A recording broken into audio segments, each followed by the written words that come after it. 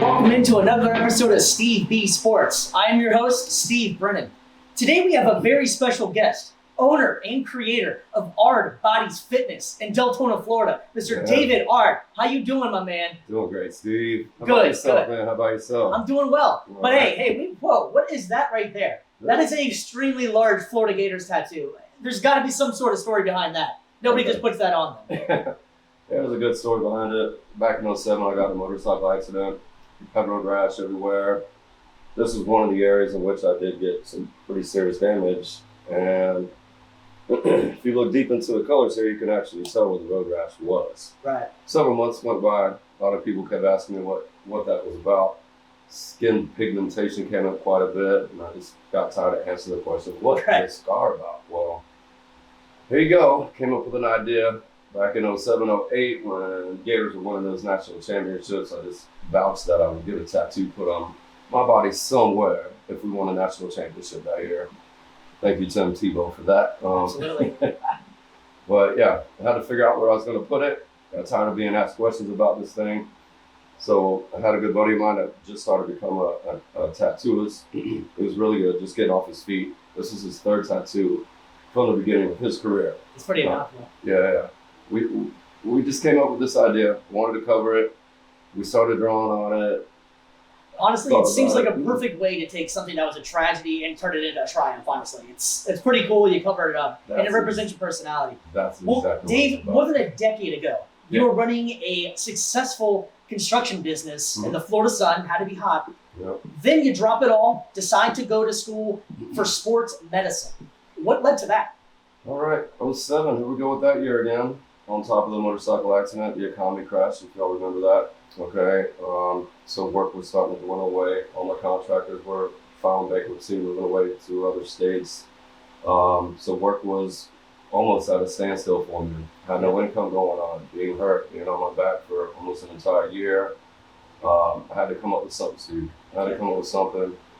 For all the years in construction, for me, it just wasn't fun. I really didn't like it. Yeah. It's kind of a miserable job, if you will. Paid good money, all right, but every day you get up, knowing you got to face this heat here in Florida, it's not a good feeling whatsoever.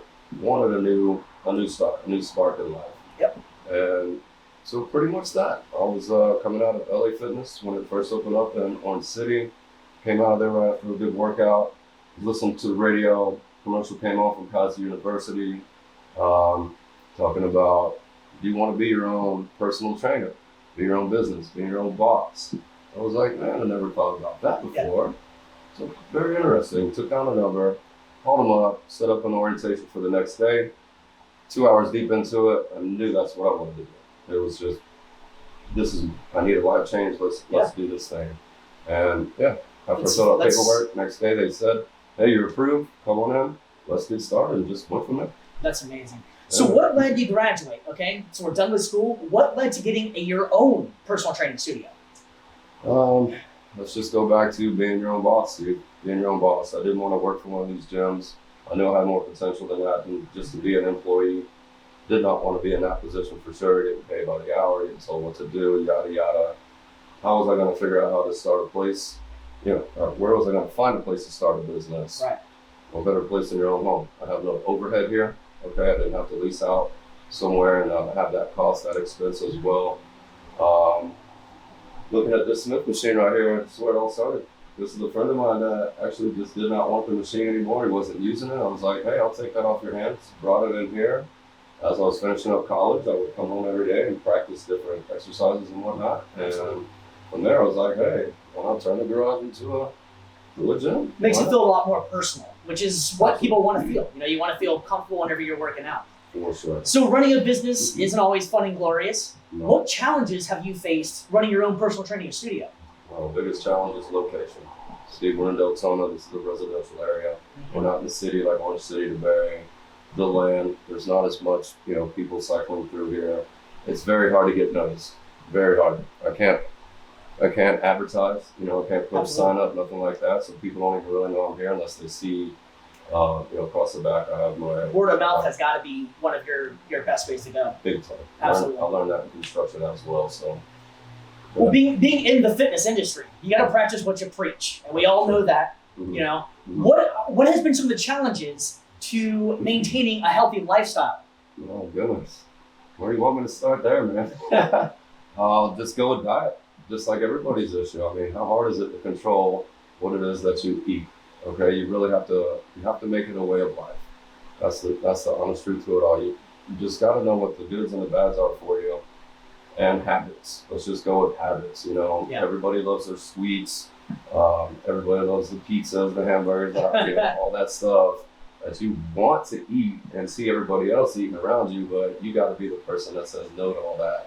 It's very challenging. You got a backyard barbecue or something, everybody's tearing up those hot dogs and sausage dogs. I got to be like, I'll take the chicken, please. Yeah, absolutely. There's always a famous quote that abs are made in the kitchen, not in the gym. That's for sure. Absolutely.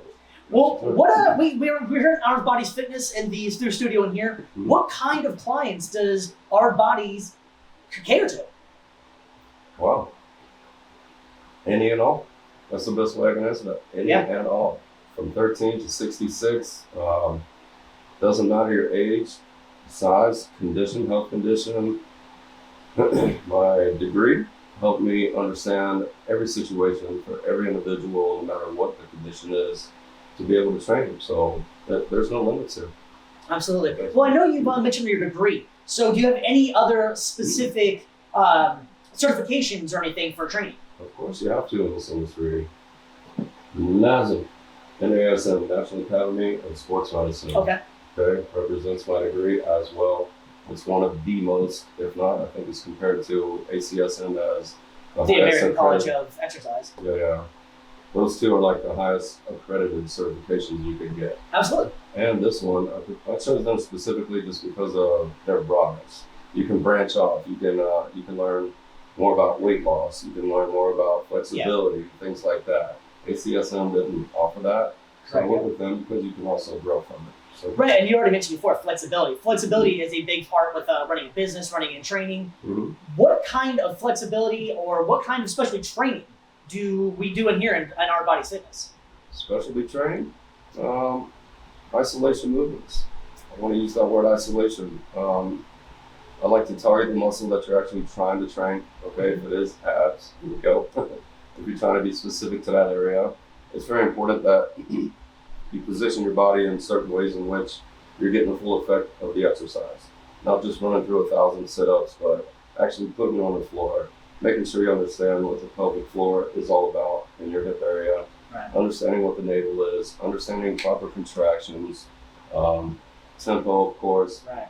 and form. At the end of the day, Yeah, you can do form. 1,000 incorrect sit-ups, but if you do one right, it can actually show. Absolutely. I say that all the time. Eddie. You been following me? What's going on? We might have a little bit of history at Kaiser University here. Well, Dave, as we come to a close here, what's one message you want everybody to understand and know about Our Bodies? Just know when you come in these doors, not only are you going to get a good workout, but you're gonna get educated. You're going to understand the reason why I'm asking you to do certain exercises in certain orders. There's always a grand design to it. You know, you want to know where to start. You want to know where to finish. There's a good quote that I use all the time: "Work smarter, not harder." I mean, that pertains towards life, period. But there's so many different ways in which you can exercise and not have to put in 1,000 reps. You just mentioned it. I can give you 10 proper reps of a certain exercise that would equal 1,000 reps of doing it improper. So therefore, yeah, when you leave out of here, I want you to feel like, not only did I get a good workout, but I really understand what we were trying to do. And it makes a lot of sense. It's intriguing when you understand anatomy and physiology of the body. It's Absolutely. very important. Well, Dave, I honestly want to thank you very much for giving us all some insight into the fitness industry and what it's like to run a personal training studio. Mhm. For more information, you can go to ardbodiesfitness.com. That's right. Amen to that. If you want some more information on Steve B Sports, check out my YouTube page, Steve B Sports. For Steve B Sports, I'm your host, Steve Brennan. Have a good one.